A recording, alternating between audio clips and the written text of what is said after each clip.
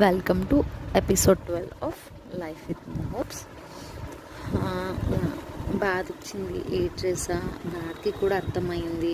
కాకపోతే తను తను మాట్లాడినా నేను రెస్పాండ్ కాను, నేను మాట్లాడను. సో జస్ట్ ఓన్లీ లుక్స్ అనమాట స్కూల్లో, అంతకు మించి ఇంకెక్కువ ఏం లేదు.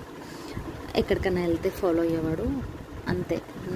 Nothing next. అంటే ఆ జనరేషన్లో అంతే, మనకి ఎక్కువ లేదు, ఏంటి లేదు ఎక్కువ డేటింగ్స్ అని అలాంటివి ఏం లేదు.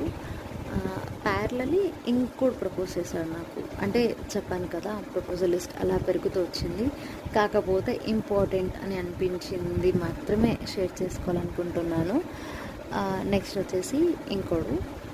Actually he's నోవే related to me. నా నాన్నమ్మ వాళ్ళ ఇంటికి వెళ్తాను అన్నాను కదా, ఆ ఇంటికి దగ్గరగానే ఉంటుండే, నాకు తెలీదు. So just to be friend చెప్పాలంటే ఐ డోంట్ నో హిమ్. కానీ ట్యూషన్కి 10th కదా, ట్యూషన్కి వెళ్ళేటప్పుడు మా స్కూల్ వాళ్ళే కాకుండా వేరే స్కూల్స్ వాళ్ళు కూడా వస్తుండే. సో అలా నాకు ఒక అమ్మాయి క్లోజ్ అయింది. నా క్లాసు వేరే స్కూల్ నుంచి ఒక అమ్మాయి క్లోజ్ అయింది నాకు. తనకి ఒక అన్నయ్య ఉంటాడు, ఓన్ బ్రదర్. తనని డ్రాప్ చేయడానికి వచ్చినప్పుడు, అంటే నా ఫ్రెండ్ వాళ్ళ అన్నయ్య అని చెప్పాను కదా, తన బెస్ట్ ఫ్రెండ్ ఒకడు,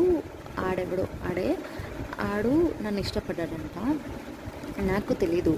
సో అప్పుడు ఫోన్స్ లేవు కదా, నా నా నా ఐ మీన్ నాకు నంబర్ లేదు కాబట్టి మా తాతయ్య, అమ్మ నంబర్, తాతయ్య నంబర్ నా ఫ్రెండ్స్కి ఇస్తుండే నేను. బికాజ్ యూజువలీ వీకెండ్ అప్పుడు కాల్ చేస్తే మా తాతయ్యకి కాల్ చేయాలని, వీక్ డేస్లో కాల్ చేస్తే మా అమ్మకి ఫోన్ చేయాలనే రీజన్కి ఇద్దరు నెంబర్ ఇచ్చాను నేను. నా నెంబరు తన ఫోన్లో ఉంది. సో అదేమైంది అంటే, వాళ్ళ డాడీ ఫోన్లో నా నంబర్ తీసుకుని వాళ్ళ అన్నయ్య తన ఫ్రెండ్కి ఇచ్చాడు. అండ్ నేను క్యాజువల్గా అయిపోయింది. నెక్స్ట్ మళ్ళీ వీకెండ్స్ అయింది, అక్కడ మా బాబాయ్తో అలానే సాగుతుంది. జస్ట్ టచ్, జస్ట్ అని కాదు కానీ టచ్ చేసేవాడు.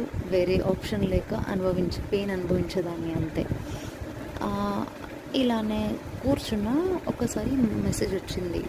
అప్పుడు ప్రాంక్స్ కొంచెం ఎక్కువ చేస్తుండే కదా మనము, కొత్త నెంబర్తో ఇలా ఆట పట్టించే వాళ్ళం కదా. సో అలా నాకు నెంబర్ నుంచి మెసేజ్ వచ్చింది. హాయ్ అని, నువ్వంటే ఇష్టం అని, నేను అక్కడ చూశాను, నీకు అడ్రస్ బాగా కనిపించింది, అది ఇది అని మెసేజ్ వచ్చాయి.